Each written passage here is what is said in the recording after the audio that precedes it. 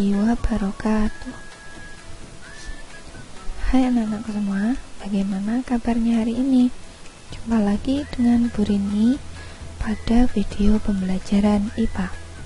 Pada video pembelajaran kali ini, Bu Rini ingin mengajak anak-anak untuk membahas bersama materi lanjutan dari materi sebelumnya, yaitu tentang rangkaian listrik.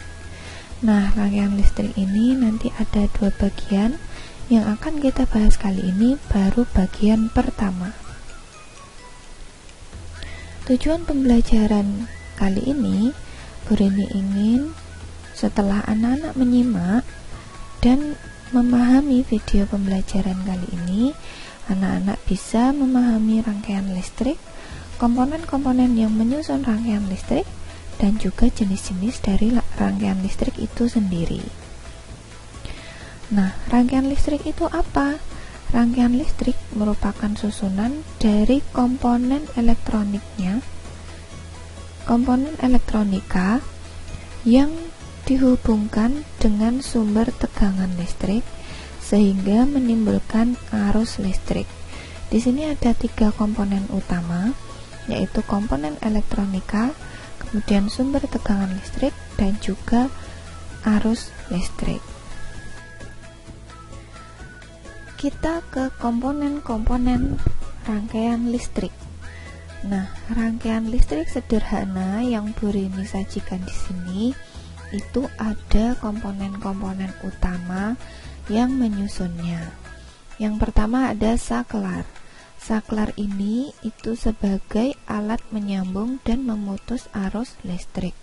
Apabila nanti saklarnya diarahkan ke on, maka akan ada arus listrik yang mengalir karena rangkaian ini tersambung. Apabila saklarnya diarahkan ke off, maka rangkaian listrik ini akan terputus sehingga arus listrik tidak akan mengalir. Kemudian yang kedua ada kabel. Kabel ini yang merah dan hitam ini itu berfungsi sebagai konduktor yang nantinya akan mengalirkan arus listrik pada rangkaian ini. Kemudian ada baterai.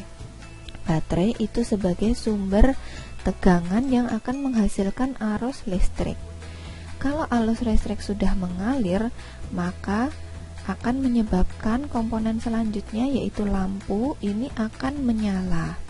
Lampu itu sebagai agen mengubah energi listrik menjadi energi cahaya. Adanya arus listrik yang mengalir pada rangkaian akan diubah oleh lampu menjadi energi cahaya sehingga lampu tersebut menyala. Kemudian yang terakhir ada fitting. Fitting itu digunakan sebagai tempat lampu atau dudukan lampu.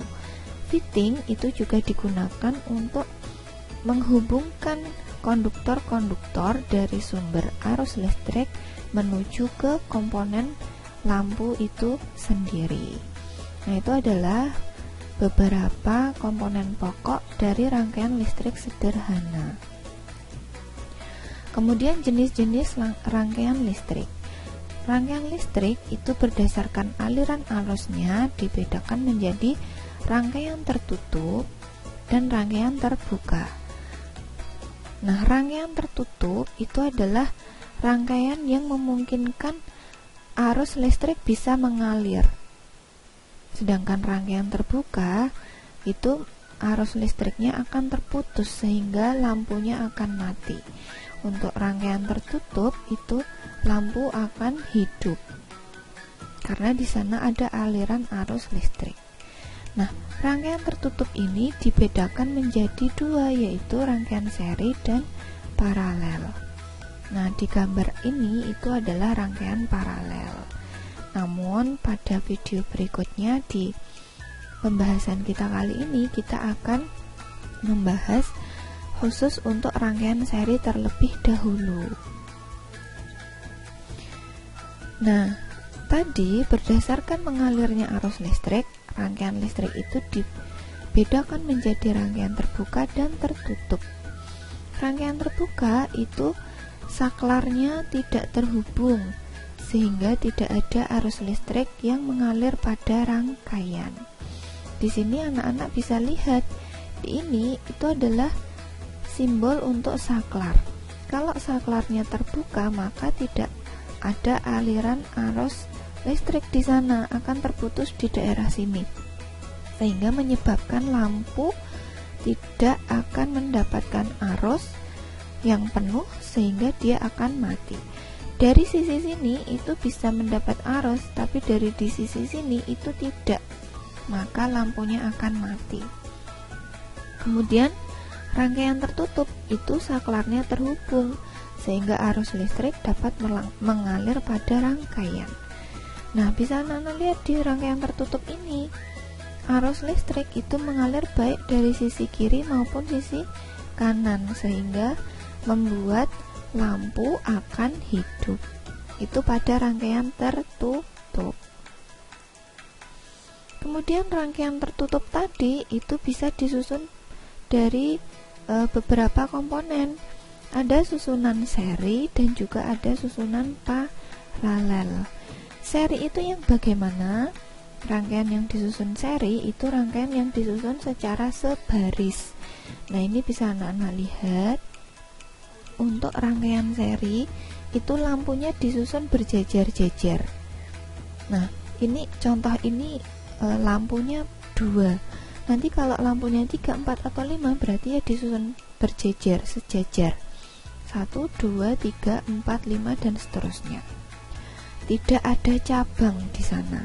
Nah, itu adalah rangkaian seri. Sedangkan rangkaian paralel itu rangkaian yang disusun secara bercabang. Bisa anak-anak perhatikan di sini. Lampu itu disusun secara bercabang. Awalnya kalau di sana rangkaian seri itu memungkinkan lampu yang bawah ini itu seperti seri.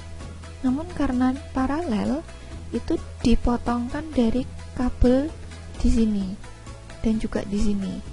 Nah, kemudian dipasangi lampu lagi. Nah, ini disebut sebagai rangkaian paralel. Jadi susunan dari rangkaian paralel ini lampu itu bercabang, disusun secara bercabang. Nah, pada pembahasan kali ini kita fokuskan ke rangkaian seri. Ciri-ciri dari rangkaian seri itu rangkaiannya dipasang secara berurutan atau seri dan tidak bercabang. Nah, nantinya pada rangkaian seri ini, jika salah satu lampu ini mati, maka arus listrik akan terputus di sini, menyebabkan lampu yang lain juga ikut mati atau ikut padam. Nah, contoh dari penggunaan rangkaian seri itu ada di senter, lampu hias, dan juga lampu penerangan jalan. Namun, seiring perkembangan teknologi, lampu penerangan jalan itu banyak yang menggunakan solar cell atau sel surya.